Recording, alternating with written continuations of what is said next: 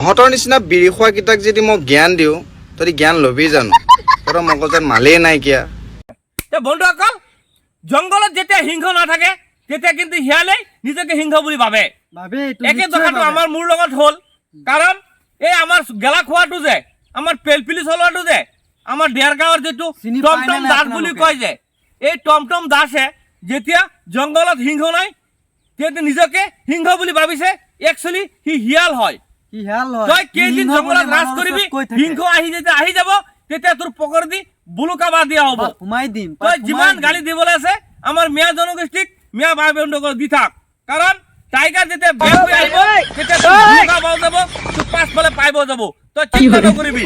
কাৰণ মই ভিডিঅ' বনাইছো, তোৰ নিচিনা নীলাজ ব্যক্তি, তোৰ নিচিনা লাজ নথকা ব্যক্তি মই কিন্তু এইখন পৃথিৱীত দেখা নাই, অসমত পৃথিৱীত দিয়া নাই। কাৰণ তই হলি এটা নীলাজ ব্যক্তি, যাৰ কোনো লাজ নাই, তেখেতে কয় নীলাজ। কাৰণ নহলে তোক ইমান গালি দিয়াৰ পিছত, ইমান লাজ দিয়াৰ পিছত